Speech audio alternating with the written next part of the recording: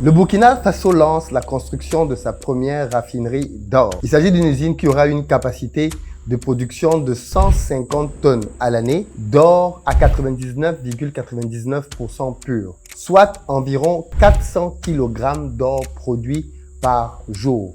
Cette usine devrait ouvrir ses portes et sa production dans 11 mois à peine. Pourquoi cette décision est un vrai game changer?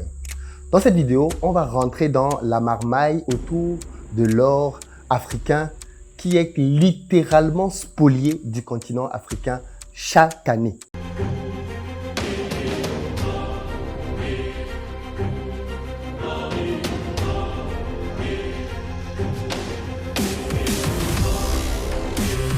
La première pierre, c'est une question de souveraineté d'abord. Dans l'environnement de la production d'or au Burkina, pendant longtemps, on avait dit que nous n'étions pas un pays producteur d'or, mais depuis un certain temps, l'or est devenu le premier produit d'exportation.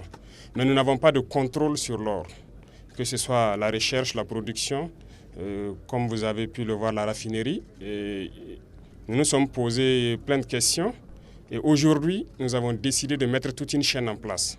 Vous suivez avec l'APEC que nous voulons exploiter l'or nous-mêmes. Et aujourd'hui, nous posons la première pierre de la raffinerie. Il ne s'agira plus pour nous d'amener notre or à l'extérieur pour raffiner.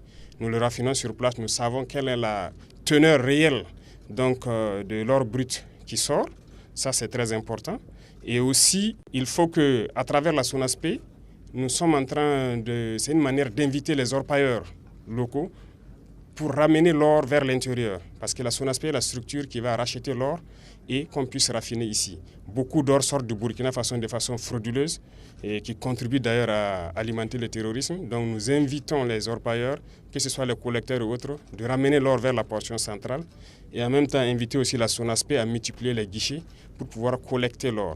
Et en plus de cette raffinerie, et j'espère que dans les jours à venir, nous avons un autre projet plus important qui est en cours. Il s'agit du traitement des déchets. Et une usine qui a été conçue par des ingénieurs burkinabés, qui est actuellement en phase de test. Et nous espérons que dans les heures qui suivent, ils vont nous dire que le test est concluant. Et ça fait donc une chaîne complète pour pouvoir valoriser notre or.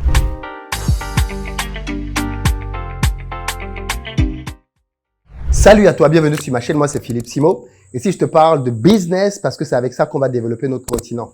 Donc si tu es nouveau ici, je t'invite à t'abonner et à partager nos vidéos pour ne rien manquer. Pour ceux d'entre vous qui êtes en Côte d'Ivoire, qui arrivez prochainement à Abidjan, si vous cherchez un véhicule pour vous déplacer, contactez nos numéros qui s'affichent et on se fera un plaisir de mettre à votre disposition pick-up SUV berline en fonction de votre budget. Si vous cherchez plutôt un appartement de bon standing, dans la barre de description, vous avez un lien pour réserver votre place en fonction des disponibilités. Et puis enfin, si vous cherchez un espace de travail pour vos bureaux, pour recevoir vos partenaires d'affaires, pour signer un contrat, pour faire une formation, sachez que nous avons ouvert notre espace de coworking qui s'appelle Ubuntu Coworking en plein cœur des deux plateaux au Vallon.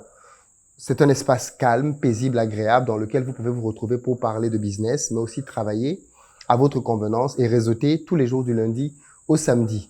En fonction des besoins, nous ouvrirons aussi le dimanche. Comment expliquer que des pays comme le Burkina Faso, le Mali, le Niger, qui sont pleins de matières premières, soient quand même pauvres? On va essayer de parler de l'une des facettes de cette pauvreté dans cette vidéo.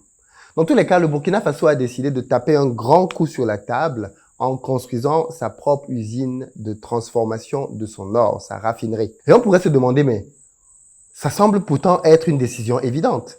Comment expliquer que le capitaine Traoré, qui vient à peine de prendre le pouvoir, se retrouve en capacité de lancer la construction d'une usine qui va être opérationnelle en 11 mois seulement, alors même qu'avant lui, on a eu énormément de dirigeants, notamment Compaoré, qui a fait pratiquement 30 ans au pouvoir, qui n'a jamais construit une telle raffinerie. L'or, aujourd'hui au Burkina, est la principale ressource minière de tout le pays. On parle quand même d'un secteur qui pèse pour 15% dans les recettes de l'État burkinabé. Comment expliquer donc que des pays qui possèdent ce type de matière se retrouvent quand même à être en galère financièrement? L'une des premières raisons, il faut le dire très clairement, ce sont les pressions politiques. Comme beaucoup de nos États, malheureusement, sont victimes d'énormément de pressions politiques, des décisions parfois évidentes à prendre ne sont pas prises. Comment expliquer que les pays africains continuent de vendre de l'or brut alors même que construire une raffinerie n'est pas quelque chose d'impossible à faire? La preuve, comment expliquer que le capitaine Traoré, qui a pris le pouvoir au Burkina, en quelques mois seulement, se retrouve être à la tête d'une initiative de construction d'une raffinerie d'or. Alors bien évidemment, ce genre de projets ont toujours existé dans le pays depuis longtemps, mais personne ne les a mis en œuvre. Pourquoi? À cause des différentes pressions. Ça, c'est peut-être l'un des avantages qu'une situation comme celle d'un push peut permettre. C'est que vu qu'il est arrivé au pouvoir par les armes, et donc il n'a pas respecté les process démocratiques classiques, eh bien, il est en rupture, en réalité, avec les voies classiques par lesquelles on arrive au pouvoir. Ça lui donne donc une certaine liberté. Et en plus, il est aujourd'hui fâché avec la France, ancienne puissance colonisatrice du pays. Et donc, ça lui donne une vraie latitude de pouvoir aller chercher d'autres partenaires, prendre des initiatives qui pourraient lui être reprochées par ailleurs et de s'assurer qu'il va pouvoir mener à bien un plan d'action qu'il a lui-même décidé. En tout cas, c'est ce que l'on peut constater parce que ce type d'initiatives-là sont juste quasiment impossibles ailleurs. Faut pas penser que nos dirigeants sont plus stupides que d'autres, que les gens qui sont à la tête de nos États n'ont pas d'intelligence ou qu'ils ne savent pas qu'il faut transformer les matières premières localement. Ils le savent tous en théorie. Mais si dans la pratique, ils ne parviennent pas à le faire, c'est bien souvent parce qu'ils sont victimes de beaucoup de pression, mais aussi parce que bien souvent, ils ont fait des alliances qui les lient. Aujourd'hui, le capitaine Traoré a certainement des pressions aussi à son niveau. Mais comme il n'a pas des alliances qu'il a faites, qui peuvent l'empêcher d'agir, eh bien, il est un peu plus libre. Il a un peu plus de pouvoir pour passer à l'action. Ça, c'est le premier point. Mais le deuxième point est peut-être beaucoup plus grave. C'est le vol. Les chiffres que nos États produisent régulièrement sur les matières premières qui sortent de nos pays sont en réalité extrêmement sous-estimés. Et je vais vous en donner la preuve tout de suite avec le Mali. Rien qu'avec l'or, le Mali devrait déjà être riche. Écoutez bien ce que je vais vous dire maintenant. En 2019, le Mali a déclaré avoir vendu 500 tonnes d'or aux Émirats arabes unis. Officiellement, le gouvernement malien, les quantités d'or qui sont sorties, contrôlées par l'État. Dans le même temps, les Émirats arabes unis ont déclaré avoir acheté, tenez-vous tranquille, s'il vous plaît, 81 000 tonnes d'or au Mali la même année. Il s'agit ici de 160 fois plus. Je ne sais pas si vous réalisez ce que je suis en train de vous dire là. C'est-à-dire que le Mali, rien qu'en 2019, a perdu 160 fois 500 tonnes d'or, rien qu'à destination des Émirats arabes unis. Je ne sais pas si vous réalisez ce que ça veut dire. Ça veut dire que la fraude est tellement grande que les quantités de matières premières qui sortent du Mali, ou du moins qui sortaient du Mali, sont abominablement gigantesques. Et tout ceci sort hors du contrôle de l'État. Ce que je dis là au Mali est pire en RDC, est pareil au Burkina Faso et dans tous les pays du Sahel. C'est-à-dire que l'instabilité qui a été mise au Sahel a en réalité l'un des meilleurs moyens de maintenir ces pays dans la pauvreté. Parce que tant qu'il y a la guerre, même si tu veux bien gérer ton pays, comment tu gères bien avec ce genre de passoire? En réalité, aujourd'hui, beaucoup ont intérêt à ce que les pays du Sahel restent dans le trouble parce que c'est le meilleur moyen pour eux de faire énormément de business. Je ne sais pas si vous réalisez ce que je viens de vous dire. C'est-à-dire que le gouvernement malien a perçu de l'argent pour 500 tonnes d'or, alors que dans la même année, un seul des pays vers lesquels il vend son or a dit qu'ils ont reçu depuis le Mali 81 000 tonnes. Ça fait fois 160. Prenez ce budget-là. Ça veut dire que rien que l'argent qui a été perdu dans l'or permettait de pouvoir dépasser le budget national du Mali. C'est outrageusement scandaleux. Ce niveau de vol est outrageusement scandaleux. Il y a donc une urgence, il y a péril en demeure pour faire cesser le plus rapidement possible cette situation au Sahel. Vous comprenez donc maintenant pourquoi est-ce que il est plus qu'urgent pour les gens qui sont au pouvoir de faire tout pour que cette guerre cesse. Parce que derrière cette guerre, c'est le pillage du pays à ciel ouvert. Parce que les gens des Émirats arabes unis, qu'est-ce qu'ils font? Ils achètent chez tous ceux qui veulent leur vendre. Mais vous vous doutez bien que pour qu'on puisse vous vendre beaucoup plus d'or que ce que le pays lui-même vend officiellement, il faut qu'il y ait de puissants réseaux.